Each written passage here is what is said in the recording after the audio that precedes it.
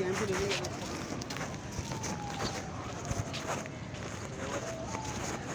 بالله من الشيطان الرجيم بسم الله الرحمن الرحيم الحمد لله الذي لا يبلغ مدحته القائلون ولا يحصي نعماه العدون ولا يعدي حمده المجتهدون الذي ليس لصفته حد محدود ولا نعت موجود ولا وقت معدود ولا أجل ممدود فترى الخلائق بقدرته ونشر الرياح برحمته الصلاة والسلام على الرسول المسدد المصطفى الأمجد المحمود الأحمد سيدنا ومولانا ومولى الكونين جد الحسن والحسين معاني أبو القاسم محمد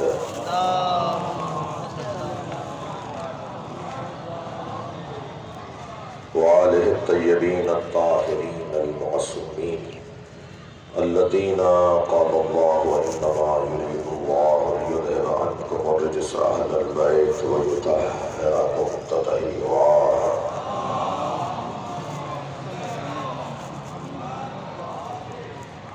ولعنة الله على أعدائهم أجمعين من يوم عداوتهم إلى قيام يوم الدين أما بعد قال الحكيم في القرآن الكريم بسم الله الرحمن الرحيم فلا وربك لا يؤمنون حتى يحكموك فيما شجر بينهم ثم لا يجدوا في أنفسهم حرجا مما قضيت ويسلموا تسليما صلوات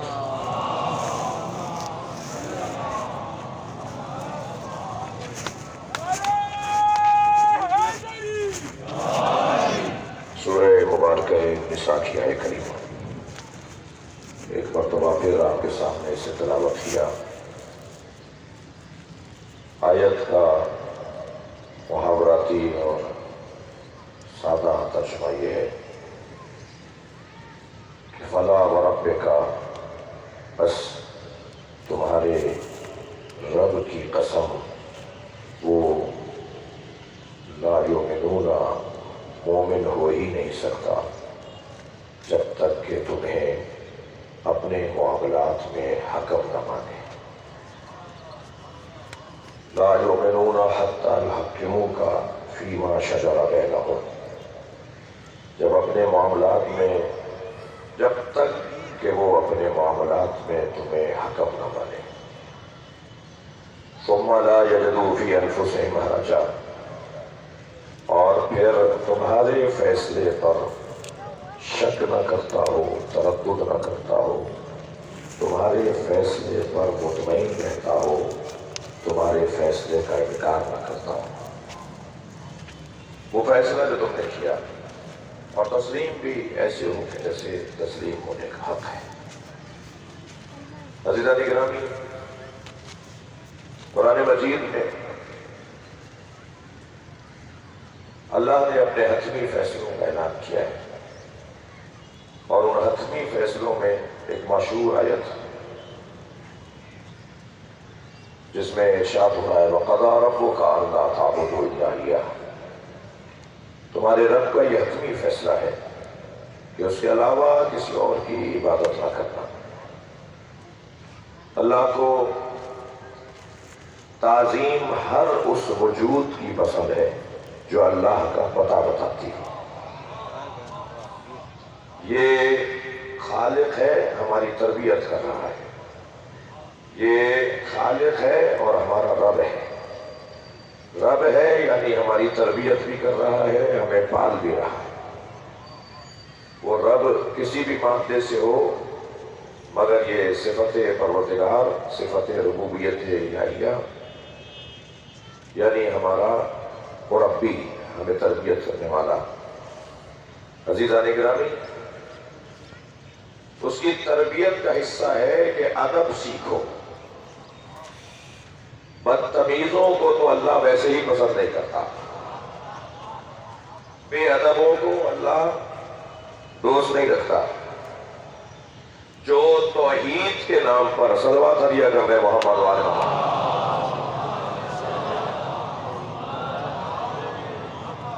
جو توحید کے نام پر، خود اللہ کے نام پر، اللہ کی دی ہوئی تعلیم کے خلاف ہو، اللہ ہی کے بتائے ہوئے دستور کے خلاف ہو، وہ مجھے بتائیے کہ وہ کیا اللہ کا قرب حاصل کر پائیں گے؟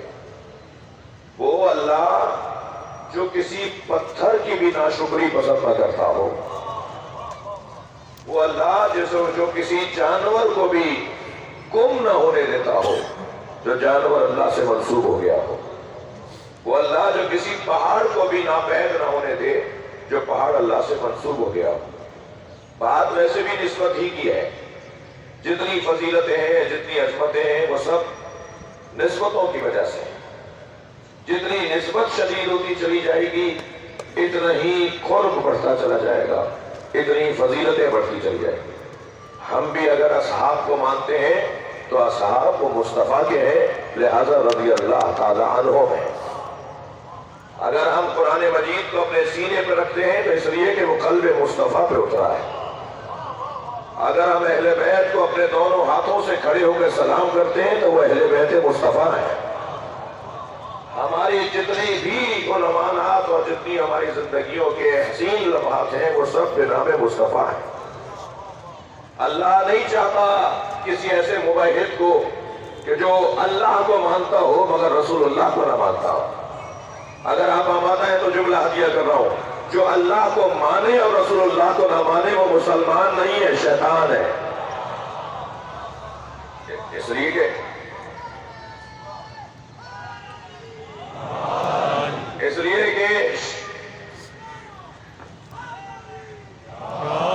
شیطان نے اللہ کا انکار نہیں کیا، اللہ کا انکار نہیں کیا، اور ایسا پکا مباحث ہے کہ قسم بھی کھاتا ہے تو اللہ ہی کی کھاتا ہے۔ جی، اللہ کی قسم، عزت خدا کی، اللہ کی عزت کی قسم کھا کے کہتا ہے کہ میں رستے پہ بیٹھ جاؤں گا، لیکن اس نے نہیں مانا توجہ چاہوں گا، نہیں مانا تو رسول اللہ کو نہیں مانا، اللہ کے نبی کو نہیں مانا، اللہ کے نمائندے کو نہیں مانا۔ تو اللہ کو مانے اور اللہ کے نظام کو نہ مانے۔ بھائی یہ نشہ پار میں مجلس ہو رہی ہے، کسی کے تو انتظامات میں ہو رہی ہے نا۔ پاک محرم ایسوسی ایشن، اس کے بانی اور اس کے محتمم اور دیگر ادارے بھی الحمدللہ اسکاؤٹس کے ادارے ہیں اور مختلف ہمارے توجہ چاہوں گا، ایک صلوات عطیہ کریں وہ۔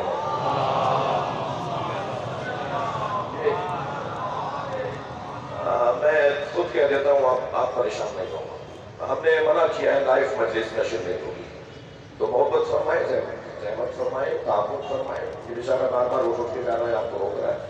تو یہ جو موبائل لیے ہمارے دوست بیٹھے ہیں نا، یہ خدا کے واسطے کچھ کہنا مانتے ہیں کسی کا۔ صلوات پڑھ لے ذرا محمد والا۔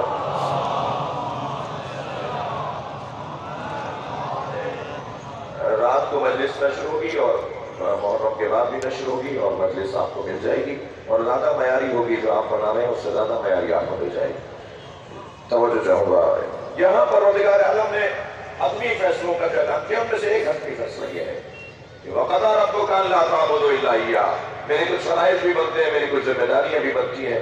ایک بہت بڑی تعداد میں یہاں جوان تشریف فرما ہے، میری بہنیں تشریف فرما ہے، اور مجلس کا جو ہدف اور مقصد ہے اس میں فضائل اور مناقب اہل بیت اولویت رکھتا ہے، اور فضائل و مناقب اہل بیت کا ہی ایک جلوہ یہ ہے کہ اہل بیت کی بتائی ہوئی تعلیمات پر بھی غور کیا جائے۔ لہذا ایک توجہ آپ سے چاہوں گا کہ حتمی فیصلہ اللہ کا کیا ہے؟ اللہ کے علاوہ کسی اور کی عبادت نہ کرنا۔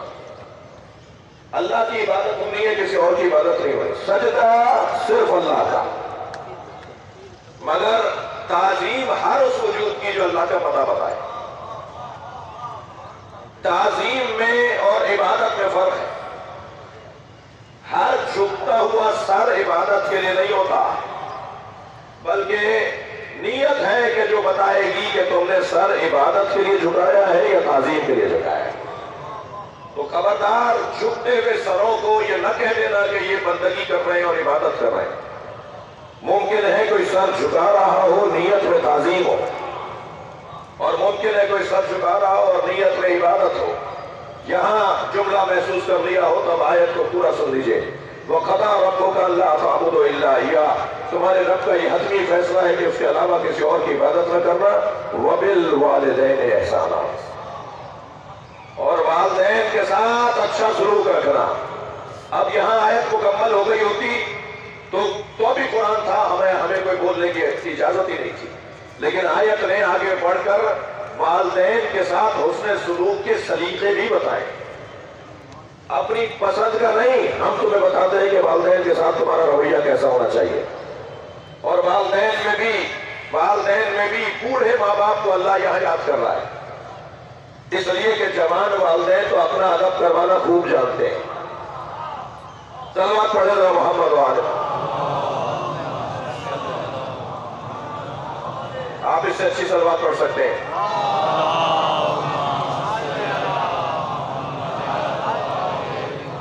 اما یبلغن عندک الکبر احدہما او کلاہما، اگر ان میں سے ایک یا دونوں تمہاری زندگیوں میں بوڑھے ہو جائے. جوان ذرا ہوشیار ہو کر سنیں گے میرے اس بیان کو. جن کے ماں باپ زندہ ہیں تیاری کر کے جائیں اس مجلس کے بعد کہ کیا رویہ ہمارا بہتر ہونا چاہیے. فرمایا اما یبلغن عندک الکبر احدہما او کلاہما، ان میں سے ایک یا دونوں تمہاری زندگیوں میں اگر بوڑھے ہو جائے تو خبردار فلا تقل لہما اف، انہیں اف تک نہ کہنا. اندر جگہ خالی. میرے معصوم امام ارشاد فرماتے ہیں کہ اگر اف سے چھوٹا لفظ ہوتا تو اللہ اسے یاد کرتا. اس سے چھوٹا لفظ ہی نہیں ہے، دو حرفی لفظ ہے، اف الف بے اف. خبردار انہیں اف نہ کہنا. ولا تنہرما، چڑک کر بات نہ کرنا. لہجہ تمہارا ترش نہیں ہونا چاہیے. وقل لہما قولا کریما، اور جب بھی ان کے سامنے حاضری دو بات کرو تو قول کریم، میٹھا لہجہ، دھیما لہجہ، پیارا لہجہ، اس انداز سے بات کرو کہ وہ تمہاری طرف توجہ دیں، تم سے پیار کریں. ان کی آنکھوں میں اشک شوق آنے لگے، تمہاری محبت کے آنسو ان کی آنکھوں میں آنے لگے. جی قل لہما قولا کریما. یہاں تک اللہ نے اقوال بولنا کیسے بولے، اف بولنے کا مسئلہ ہے، لا تنہرما بولنے کا مسئلہ ہے، قل لہما قولا کریما بولنے کا مسئلہ ہے. یعنی یہ تینوں باتیں جو اللہ نے یہاں بیان کی ہیں یہ قول سے متعلق ہے. زبان تمہاری والدین کے ساتھ کیسی ہونی چاہیے. لیکن یہاں پر بات صرف زبان کی حد تک نہیں رہی، بلکہ تمہارا جسم، وہ ایک آپ لوگ بولتے ہیں باڈی لینگویج، تمہارے جسم کی حرکات و سکنات بھی بتائیں کہ تم مؤدب ہو، بے ادب نہیں ہو. لہذا فرمایا فاخفض لہما جناح الذل من الرحمہ، جب ان کے سامنے حاضری دے لوگو تو ایسے حاضری دینا جیسے کوئی نوکر اپنے مالک کے سامنے کھڑا، اپنے دونوں شانوں کو ان کے آگے جھکا دینا. میں نے اس آئے کریمہ پہ تو لمحے کے لیے آپ سے مجھے کام ہے، آپ کی توجہ چاہوں گا، اور وہ توجہ یہ چاہتا ہوں کہ غور کیجئے کہ شانے جھکے ہیں والدین کے آگے اور سر نہ جھکے. کوئی اگر ایسا کرنے کی بھی کوشش کرے گا تو ممبر کی زبان کا مجھے خیال رکھنا ہے، شاید کچھ بنتا نظر آئے گا جس پہ ہنسی آئے گی. شانے جھکائے مگر سر نہ جھکائے. یہاں شانے جھکیں گے وہاں سر بھی جھکے گا. پہنچا دیجئے ان تک خبر کہ جو ہر بات میں شرک اور شرک کرتے ہیں. اللہ نے والدین کے آگے سر جھکانے کا حکم دیا ہے، اور سر ایسے جھکاؤ کہ گویا کوئی نوکر اپنے مالک کے سامنے کھڑا ہے. عزیزان گرامی، والدین، میرے اور آپ کے والدین کی بات ہو رہی ہے. میں اس وقت اپنے اور آپ کے والدین کی بات کر رہا ہوں. اللہ نے ہمارے والدین کے آگے سر جھکانے کا حکم دیا ہے جو معصوم نہیں ہے، جو نبی نہیں ہے. بڑی عنایت توجہات آپ کی ہیں. اللہ نے ہمیں ان ماں باپ کے آگے سر جھکانے کا حکم دیا ہے جو رسول نہیں ہے، جو امام نہیں ہے، جو معصوم نہیں ہے. غیر معصوم والدین کے آگے سر جھکے اور جو عصمتوں کا عنوان رکھتے ہو، نبوتوں کا عنوان رکھتے ہو، امامتوں کا عنوان رکھتے ہو، ان کے آگے جھکتا ہوا سر عبادت کے لیے نہیں ہے، تعظیم کے لیے.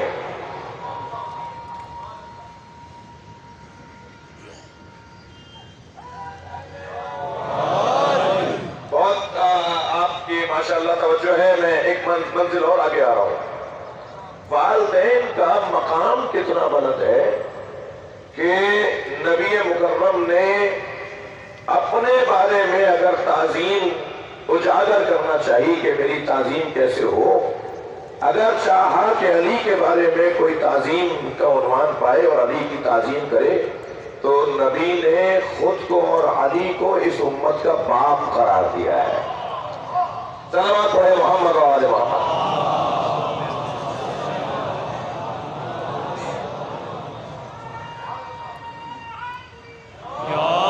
میں اپنے مضمون میں اس لیے ہوں کہ فلا وربک کا یہ رب کی صفت ہے کہ وہ تربیت کرے۔ اللہ صفت ربوبیت کی قسم کھا کر نبی سے بات کر رہا ہے۔ منزل بیان بہت روشن ہے۔ اللہ ربوبیت کی صفت کو بہت عزیز رکھتا ہے۔ انبیاء کرام سے دعا کروائی، ربنا ربنا ربی ربنا فاجعل افئدۃ من الناس تہوی الیہم۔ آپ انبیاء کی دعاؤں کو جا کے دیکھیں، خاص طور پہ حضرت ابراہیم کی دعا، خاص طور پر حضرت موسیٰ کی دعائیں، یہ صفت ربوبیت اللہ کو بہت اچھی لگتی ہے۔ ایک مرتبہ اس کی رحمت کا جو سمندر ہے وہ جوش میں آنے لگتا ہے اور کرم اس کا برسنے لگتا ہے جب اسے رب کہہ کر پکارا جائے۔ اللہ اکبر۔ کسی الجھن سے بچنے کے لیے گریز کر رہا ہوں، میرے مولا نبی نے خود کو اور علی کو امت کا باپ قرار دیا ہے۔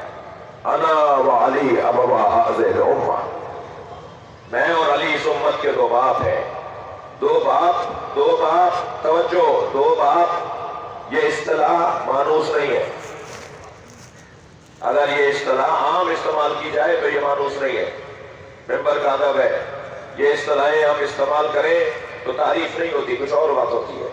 لیکن سرکار نے امت کے حوالے سے خود کو علی کے ساتھ اور علی کو خود کے ساتھ جوڑ کر بتایا کہ میں اور علی دو نہیں ہیں۔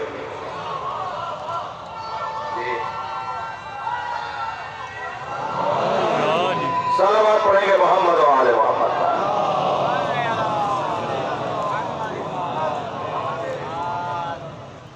پہلے یہ بات روشن رہے کہ نبی اور علی دو نہیں ہیں۔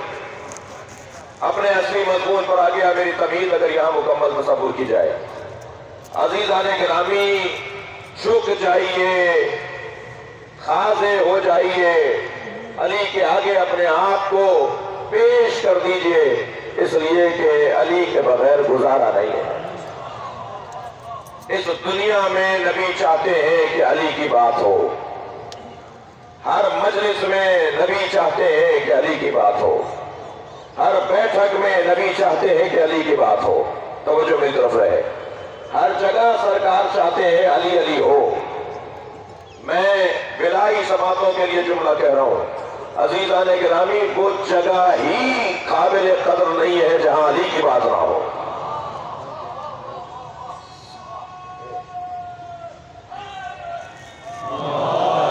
ایک صلوات اور ہدیہ کریں گے نبی والے میں۔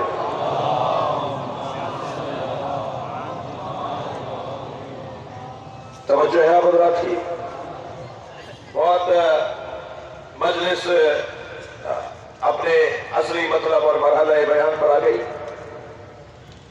زینوا مجالسکم بذکر علی بن ابی طالب، یہ حدیث سنی شیعہ نے لکھی ہے، اور یہاں بات وہ ہوگی نہیں کہ جو کسی فرقے کی بات ہے۔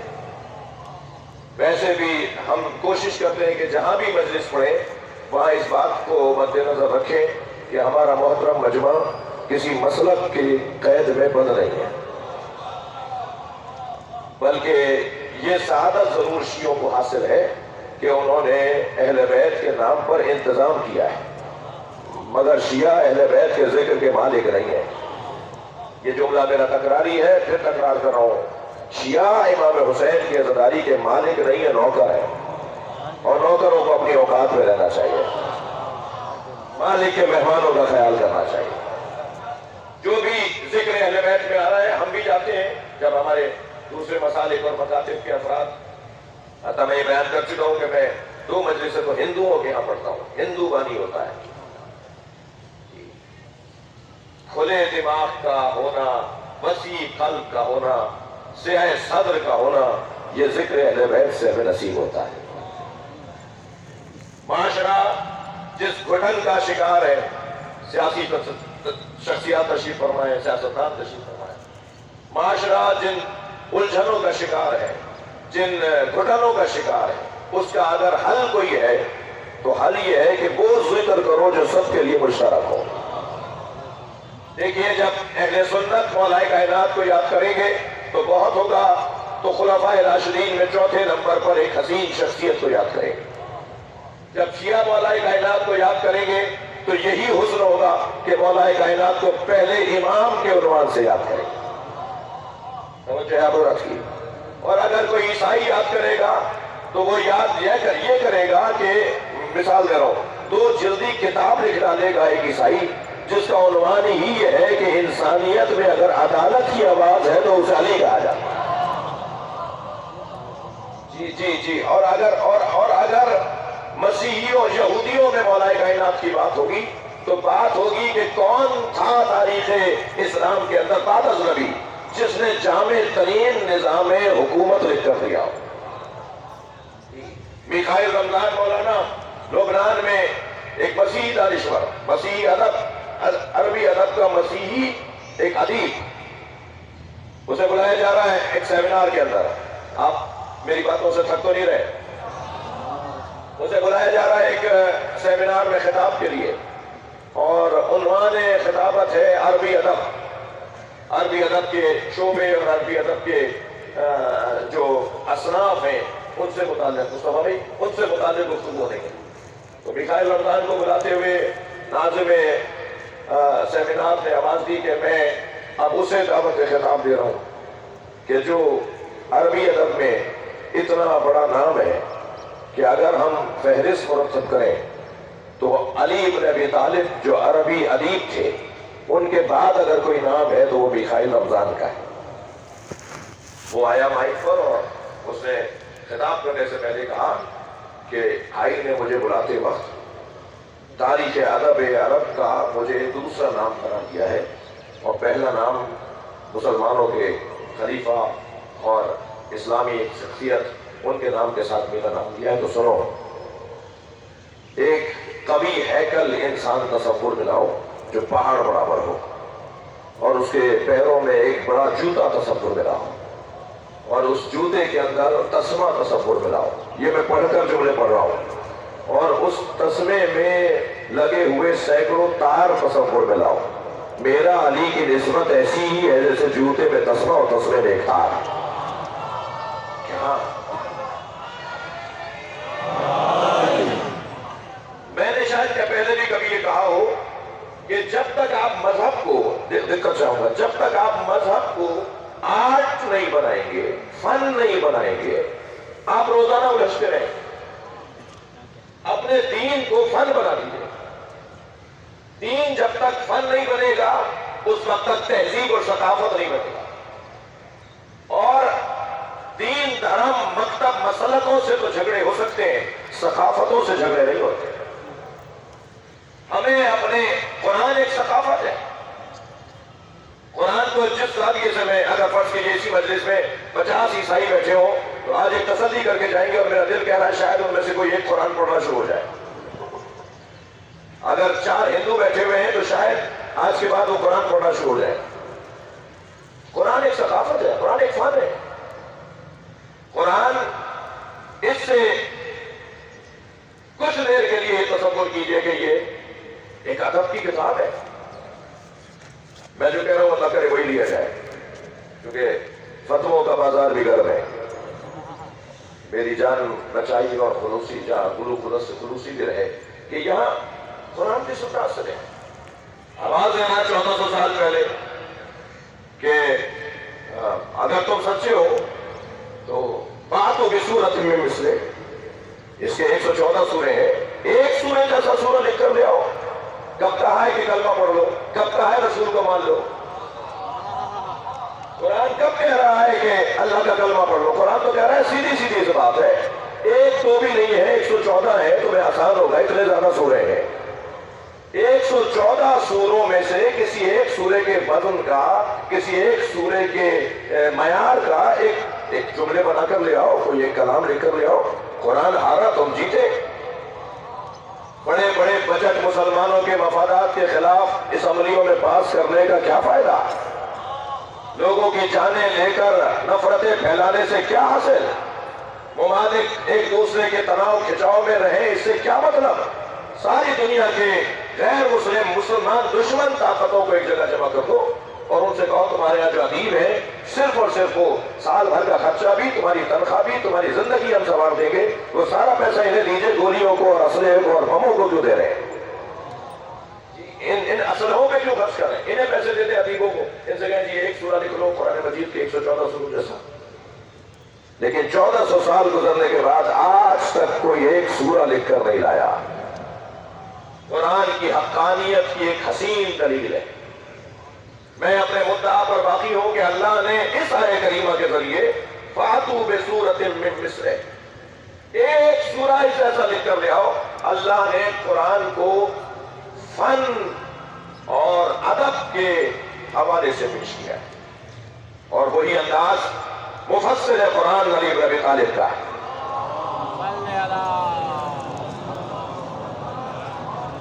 علی سے نفرتیں نہ پھیلاؤ، علی کے بارے میں نامناسب باتیں نہ کہو، علی کی اولاد کے بارے میں یہ کچھ نہ کرو جو تم کر رہے ہو.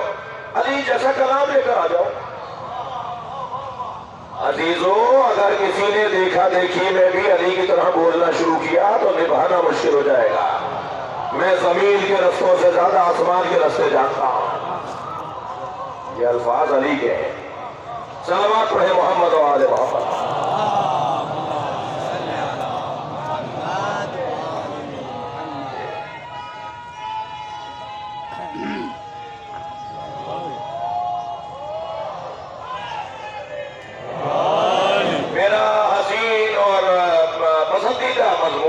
پسند کا مضمون ہے میرا وہ نہج البلاغہ ہے اور نہیں معلوم کہ کس کو یاد ہوگا کہ یہاں ہم نے نہج البلاغہ پہ بھی ایک اشرا پڑھا ہے اور وہ چھپ بھی چکا ہے اور ذاکرین اور خطبہ اس سے بہرحال دعا بھی دے رہے ہیں میرے سے. یہ نہج البلاغہ علی کا کلام جی، اس میں جناب مصطفیٰ کمال صاحب کو کیا کرو، اس میں مولا کائنات نے جو حکومت سازی اور حکومت چلانے کا دستور لکھ کر دیا ہے.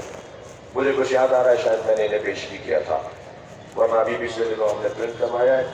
میرے دوست مجھے یاد دلائیں کہ وہ کل سے نشر پال کی لایا جائے اور شخصیات جو یہاں تشریف فرما ہوتی ہیں انہیں وہ ہدیۃ دیا دی جائے. مولا نے جو نظام حکومت مرتب کر کے دیا اور جسے سیکرٹری جنرل اقوام متحدہ جناب کوفی عنان نے اپنے دورے سیکرٹری شپ میں ایک سیمینار منعقد کیا تھا اور ساری دنیا کے دانشوروں سے کہا تھا کہ لکھ کر لاؤ، چیزیں لے کر آؤ تو پھر ہم اس میں سے تلاش کر کے کچھ دستور مرتب کریں پوری دنیا کے حکومتوں کو وہ لکھ کر بھیجیں کہ جی ایسے حکومت چلاؤ. تو آپ سن کر یقیناً خوش ہوں گے کہ اس نے باقاعدہ وہ خط اٹھا کر دکھایا. میرے پاس اخبار کی، اردو اخبار کی بھی اور انگریزی اخبار کی بھی کٹنگ موجود ہے.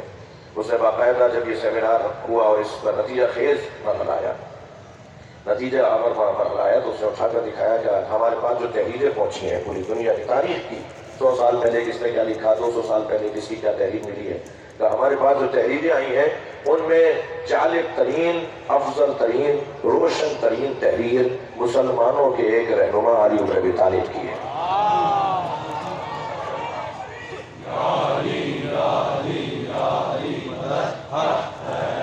اور میں یہ آپ سب جانتے ہیں، بہت پرانے لوگ اور بزرگ شخصیات بھی بیٹھے ہیں. قائد اعظم محمد علی جناح کو جب علامہ رشید ترابی نے یہ مولا علی کا خط دیا تو قائد اعظم کو اردو پڑھنا نہیں آتی تھی جیسا میں نے سنا ہے. تو انہوں نے کہا جی انگریزی ترجمہ. تو علامہ رشید ترابی مرحوم جو اسی ممبر پہ بیٹھا کرتے تھے، اللہ ان کی مغفرت فرمائے، ابن حسن جاشوی، علامہ رشید ترابی، علامہ طالب جوہری اور اس ممبر پہ آنے والی تمام مرحوم شخصیات کی مغفرت کے لیے صلوات پڑھیں.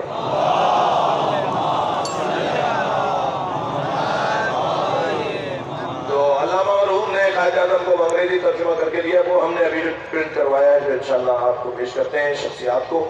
اور تو انگریزی ترجمہ ہم نے وہی رکھا ہے جو علامہ رشید ترابی کا تھا اور ان کے نام سے ہی ان کو یاد کرتے ہوئے کہ یہ ترجمہ انگریزی زبان، یہ الفاظ علامہ رشید ترابی کے ہیں اور مولا کائنات کے اپنے الفاظ جو عربی میں ہیں، کیونکہ ایک تعداد ہمارے بھائیوں کی ہم سے کہہ سکتی ہے کہ یہ مولا کے الفاظ کہاں ہیں، یہ تو ترجمہ ہے، تو انگریزی اور اردو میں ترجمہ ہے.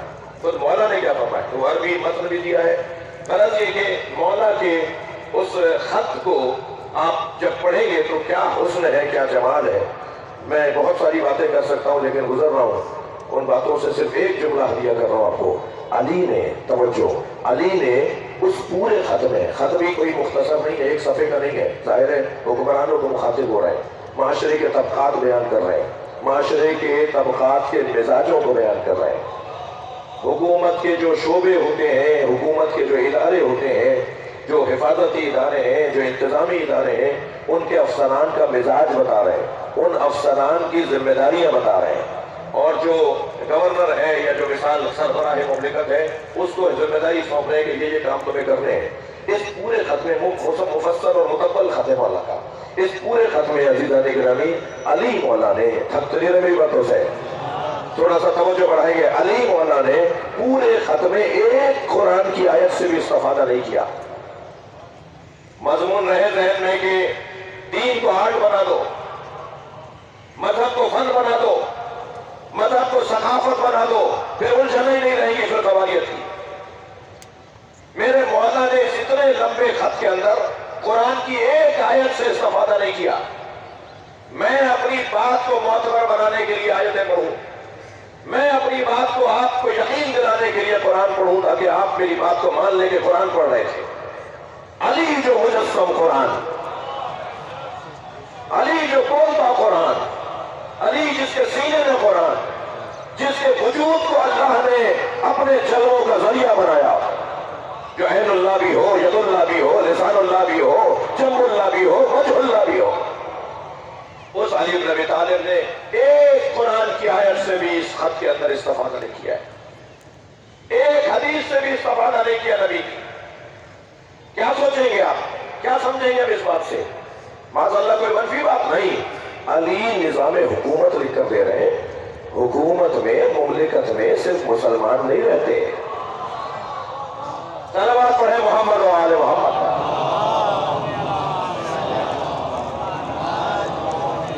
اس سے بہتر اور بلند صلوات.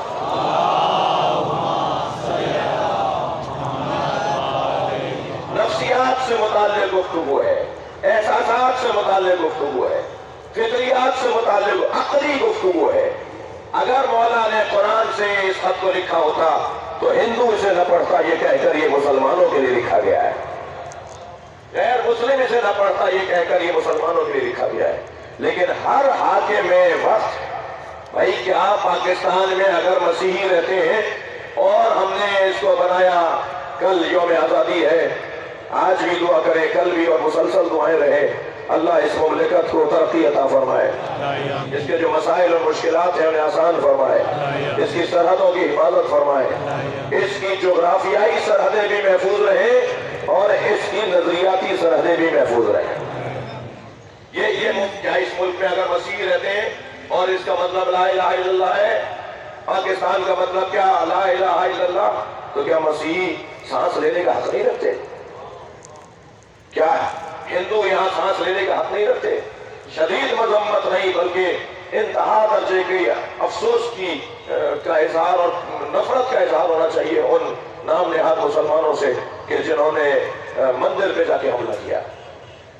جی میرے مولا اسی خط کے اندر فرما رہے ہیں، ہدیہ کر رہا ہوں، اسی خط میں مولا فرما رہے مالک میں تمہیں جہاں حاکم بنا کر بھیج رہا ہوں وہاں تمہارے دو طرح کے بھائی ہیں.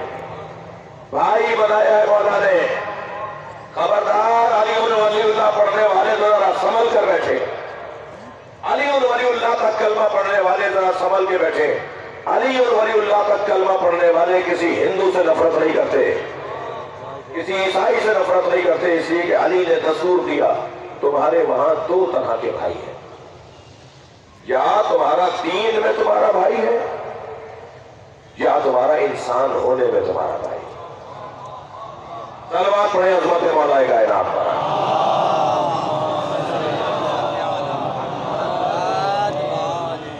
لہذا وسعت قلبی، سیاہ صدر، اپنے ذہن کو اور خیالات کو وسیع کرنا. بھائی اگر میں زید کی اصلاح چاہتا ہوں، دقت زید کی، بکر کی، عمر کی، کسی فلاں بھائی کی اصلاح چاہتا ہوں میرے نزدیک وہ گمراہ ہے، میرے نزدیک وہ برا ہے، تو میں اصلاح کیسے کروں گا؟ نہ سزا کہہ کے، فحش دے کر، صبر اور شتم کر کے، گالم گلوچ سے میں اس کی اصلاح کروں گا، یا پہلے میں اس سے پیار کا اظہار کروں گا، یا پہلے میں اسے دوستی کروں گا؟ جب میں اسے قریب آ جاؤں گا، وہ میرے قریب آ جائے گا، پھر دھیمے پیارے میٹھے لہجے میں میں اس سے بات کروں گا۔ ہمارے یہاں تو معاملہ ہی کچھ اور ہے۔ مجموعی طور پہ عرض کروں کہ گفتگو کا آغاز اگر میرے نظریے کے خلاف ہے تو میرا چہرہ بتا رہا ہوتا ہے کہ میں اسے دیکھ کر غصہ کر رہا ہوں۔ کیسے وہ قریب آئے گا؟ کیسے قریب آئے گا؟ لہذا علی مولا کے چاہنے والوں کو پیغام فرما رہے ہیں، لا سنیت لی الوسادہ۔ علی بے زبان علی مکمل مضمون ہے گفتگو کا۔ خود مولا نے اپنے بارے میں کیا فرمایا ہے اس باب فضائل حیدر کرار میں، جو علی نے اپنے بارے میں فرمایا ہے، اس میں ایک حسین منظر نظر آتا ہے۔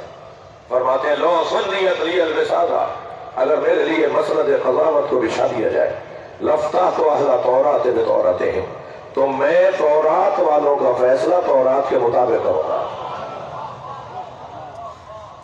وَعَلَى إِنْجِيلِ بِإِنْجِيلِهِمْ، اور میں انجیل والوں کا فیصلہ انجیل کے مطابق کروں گا۔ میں زبور والوں کا فیصلہ زبور کے مطابق کروں گا۔ میں قرآن والوں کا فیصلہ قرآن کے مطابق کروں گا۔ سنیں گے کیا کہا؟ فرمایا، اور انجیل پکار کر کہے گی جو فیصلہ علی کا ہے وہی میرا ہے۔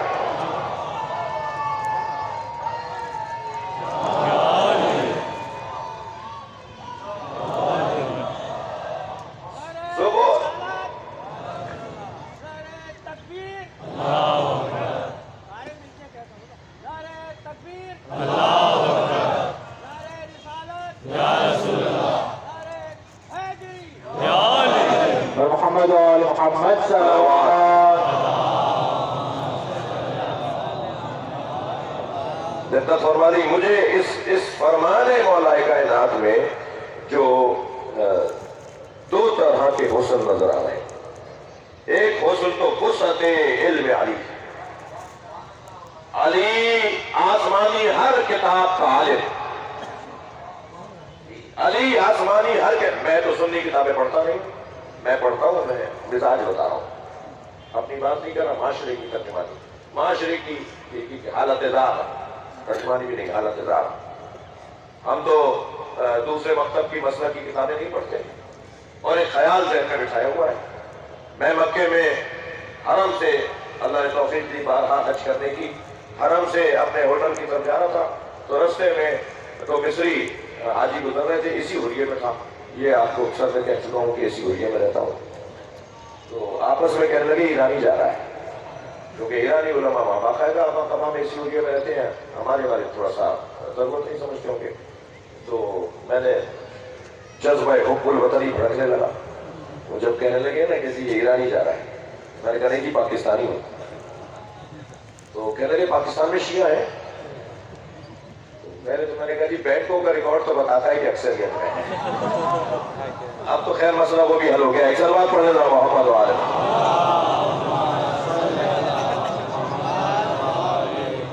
تو بڑی بہت اچھی گفتگو ہماری رہی، دستہ ہمارا جنول تک ہم قیام تھا ہمارا، پرانی بات کر رہا ہوں میں، 2010-11 کی بات کر رہا ہوں، تو طویل رستہ تھا، شاید 2 کلومیٹر میں پیدل چلنا، تو رستے بڑی اچھی باتیں ہوئی، تو انہوں نے بہت ساری باتیں مجھ سے کہ آپ ایسا کرتے ہیں، آپ ایسا کرتے ہیں، آپ کے یہاں یہ ہوتا ہے، آپ کے وہاں ہوتا ہے، وہ ساری باتیں کرتے کرتے تو میں نے کہا جی ساری باتیں ہو سکتی ہیں، گفتگو ہو سکتی ہے، مگر بات جب بھی آپ مجھ سے کریں اور میں آپ سے کروں تو آپ میری کتاب کا حوالہ مجھے دیں اور میں آپ کی کتاب کا حوالہ دوں۔ اب یہ کیا بات ہوئی کہ آپ وہ اس کتاب کا حوالہ دے رہے ہیں جس کو مثال کے طور پہ آپ مانتے ہیں، میں نہیں مانتا مثلا، تو وہ کہنے لگے کہ جی یہ کیسے ہوگا؟ میں نے کہا جی آپ میری کتابوں کو پڑھیں گے تو شاید مجھ سے بحث کرنے کی ضرورت ہی نہ رہے، اور اس کو برعکس بھی کر لیجیے، کتنی ہی باتیں ہیں اگر ہم اپنے بھائیوں کی کتابوں کو پڑھ لیں تو شاید 85 مسئلے اندازہ ہو جائے کہ صاحب یہ ہمارے ابھی تو ہے، اگر یہ وہاں ہے تو یہ یہاں بھی تو ہے، 10 مسئلے 85 مسئلے ہیں جو مشترکہ ہیں، تو گفتگو گھٹن اتنی ہے کہ ہم تو ایک دوسرے کی کتابیں نہیں پڑھتے، اور گفتگو کا بھی جو طریقہ ہے وہ بھی بہت ہی ناپید ہوتا جا رہا ہے۔ مولا نے ایک پیغام تو وسعت علم علی کا دیا کہ علی کا علم کتنا وسیع ہے، آسمان کی ہر آنے والی کتاب کو علی جانتا ہے۔ میرے مولا سے پوچھا، مولا آپ کے فضائل ہمارے نزدیک انگنت ہیں، خود آپ کے نزدیک آپ کی فضیلت کیا ہے؟ مولا نے فرمایا میری سب سے بڑی فضیلت یہ ہے کہ اللہ نے مجھے عالم الکتاب بنایا ہے۔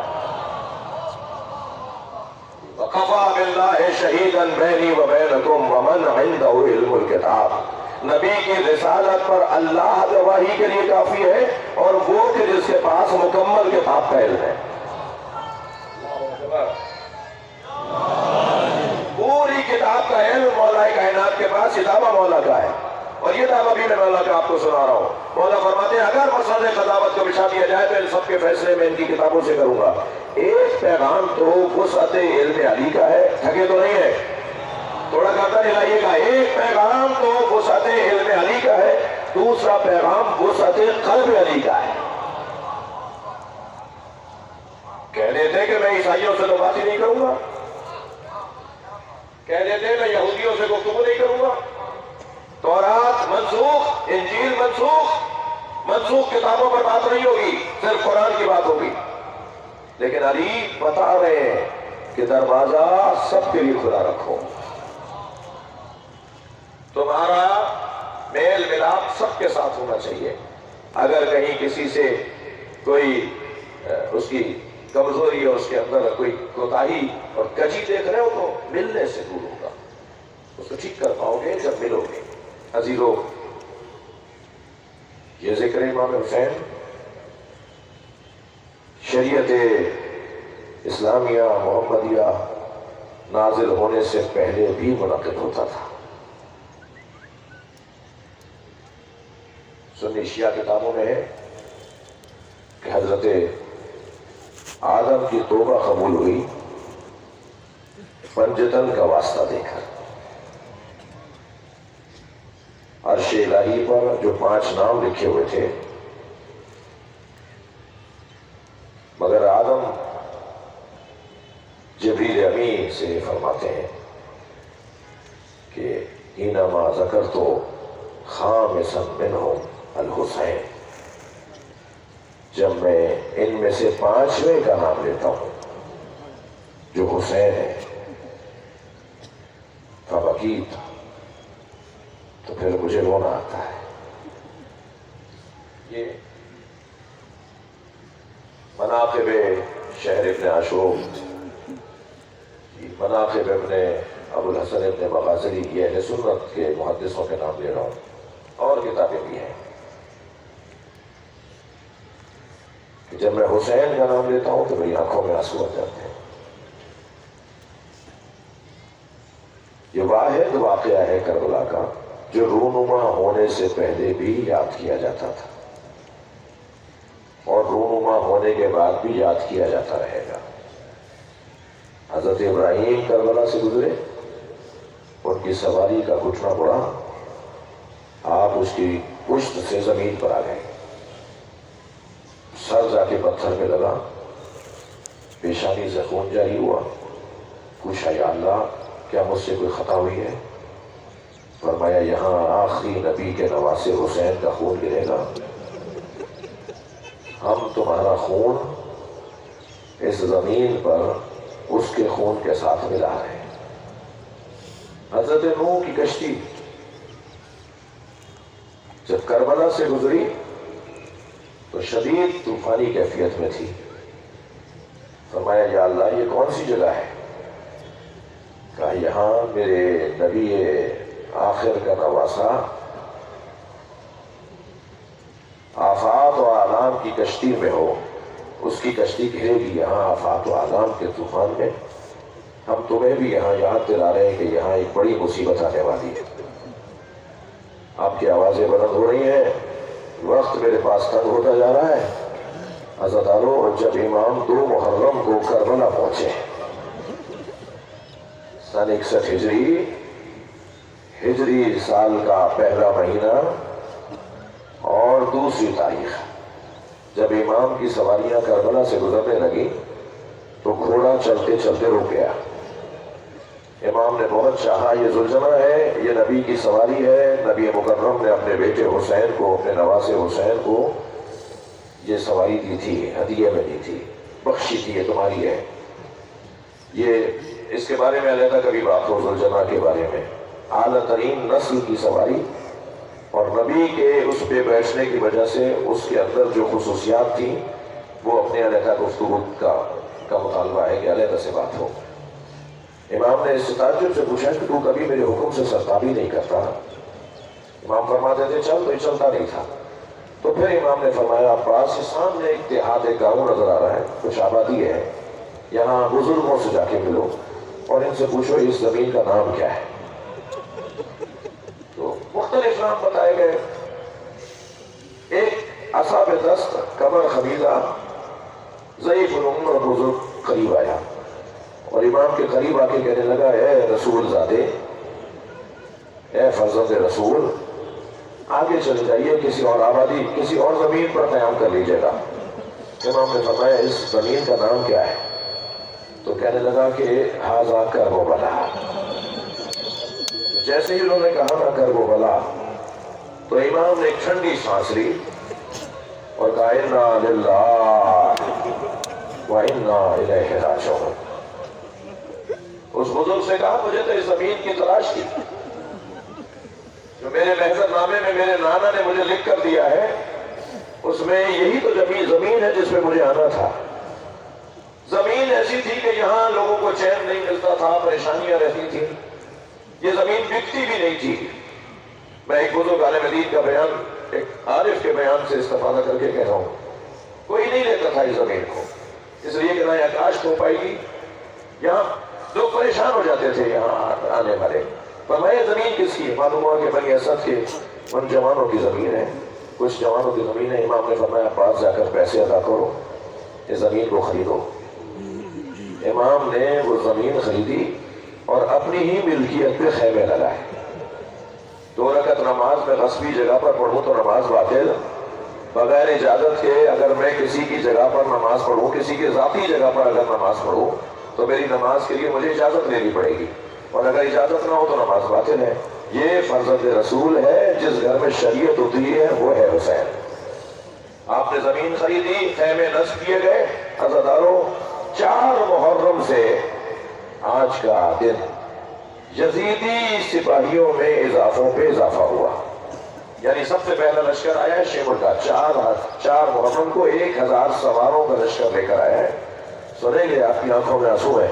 इसने आते के साथ पहला काम तो ये किया कि हुसैनी खैमों के गिर्द अपने घोड़ों को दौड़ाया, और जिस पर छोटे छोटे बच्चे अपनी अपनी माओं की गोदियों में जाके बैठ गए थे। उस वक्त जनाब ज़ैनब ने इमाम हुसैन से पूछा था कि भाई क्या तुम्हारी मदद करने वाला कोई नहीं है? यहाँ यजीद के लश्कर में, यजीदी लश्कर में इजाफे पे इजाफा है, इतना बड़ा लश्कर हमें मारने के लिए आया है, क्या आपका मदद करने वाला कोई नहीं है? तो इमाम ने फरमाया बहन ज़ैनब, मैंने अपने बचपन के दोस्त हबीब इब्न मज़ाहिर को खत लिखा है, वो यकीनन मेरी मदद को जरूर आएगा। अजर कमल अल्लाह, जो रोने आए हैं अपनी आवाज़ों को आज़ाद करेंगे। मैं जल्दी जल्दी मक़्सद करबला सुना रहा हूँ, करबला का एक मंजरनामा आपको सुना रहा हूँ। इमाम का खत लेकर इमाम का कासिद कूफा पहुंचा।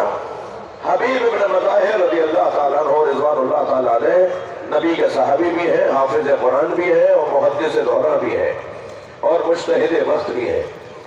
खत में इमाम हुसैन ने 2 सत्र ही लिखी थी, कोई तवील खत नहीं है इमाम हुसैन का। बिस्मिल्लाह के बाद लिखा, ये हुसैन इब्न अली की तरफ से है, इला रजुल फकीह हबीब इब्न मज़ाहिर, एक मर्द फकीह, एक आलिम दौरा हबीब इब्न मज़ाहिर के नाम। सलाम लिखा, और लिखा दूसरी सतर, सलाम के बाद अब पहली सतर लिखते, हबीब तुम्हें नबी से हमारी निस्बत का तो इल्म है कि मैं नबी से क्या निस्बत रखता हूँ, बस इतना जान लो कि मैं करबला में दुश्मनों में घिर चुका हूँ।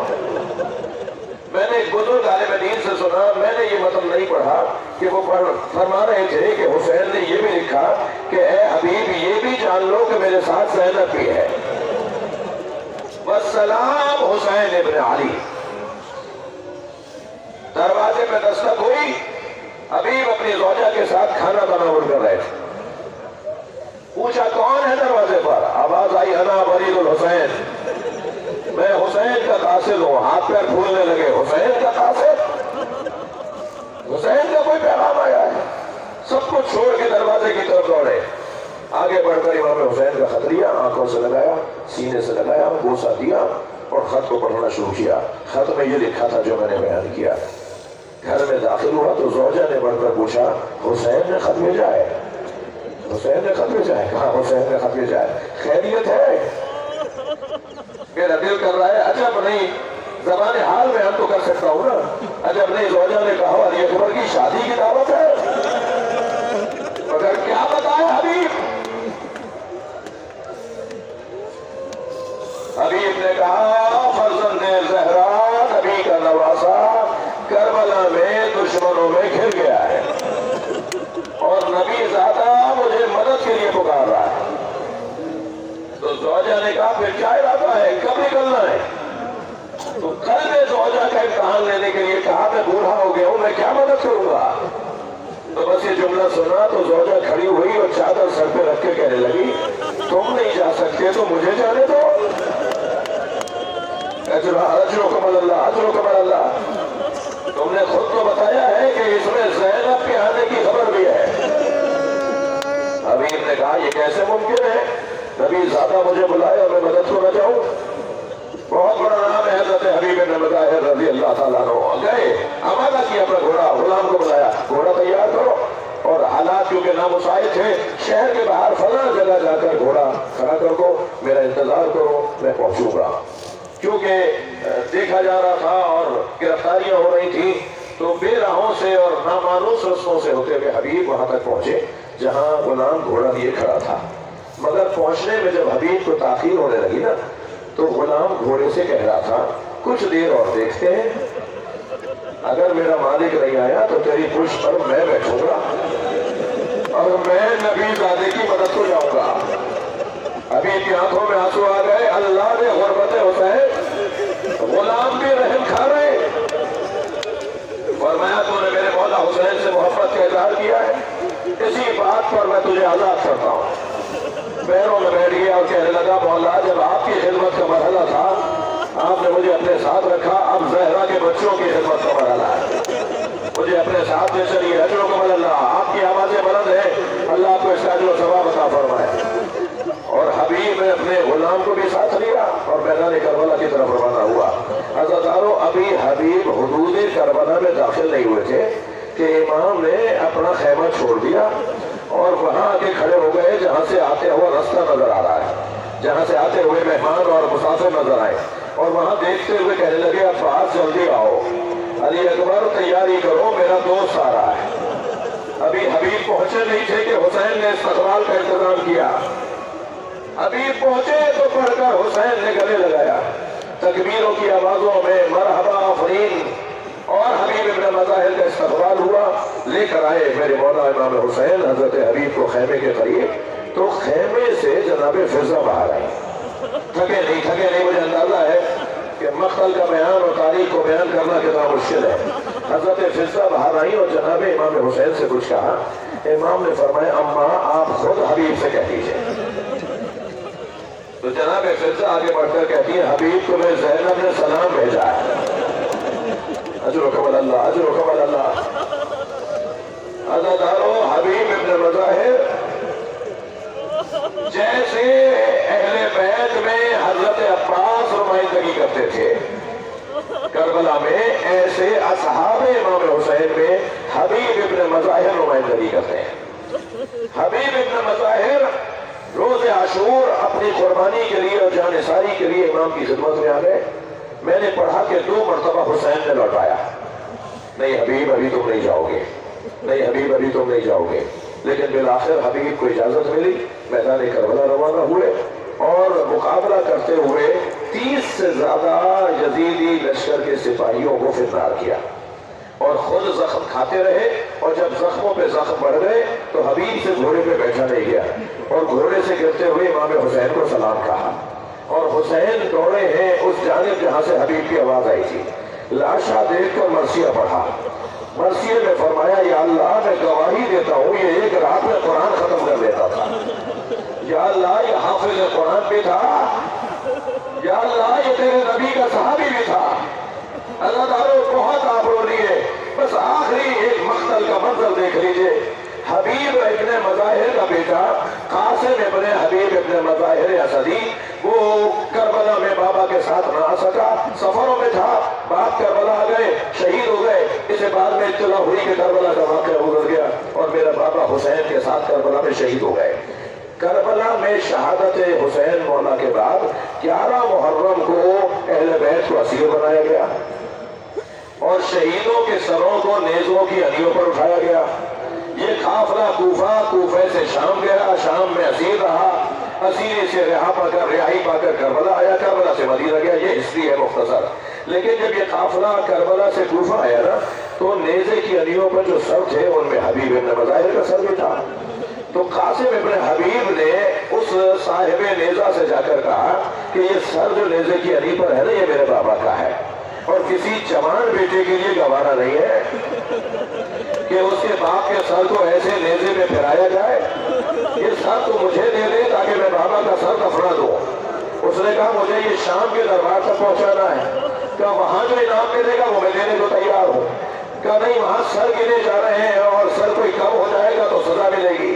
عزادارو قافلہ کوفے سے نکل کر جب شام جانے لگا نا, مجلس ختم کر رہا ہوں, جب قافلہ کوفے سے نکل کے شام جانے لگا تو قاسم ابن حبیب نے 10 نوجوان دوستوں کے ہمراہ قافلے پر حملہ کیا اور اپنے بابا حبیب کا سر لینے میں کامیاب ہوا. اور جو مختلف سمتوں میں اس کے جوان دوست مدد کر رہے تھے نا انہیں آواز لگا کر کہا میں نے بابا کا سر لے لیا. اور ایک جملہ کہا کسی جوان کے لیے یہ گوارا نہیں ہے کہ اس کے جوان بیٹے کے باپ کا سر نیزے کی انیوں پر اٹھایا جائے. میں اپنے بابا کا سر آبرو کے ساتھ دفنانے جا رہا ہوں.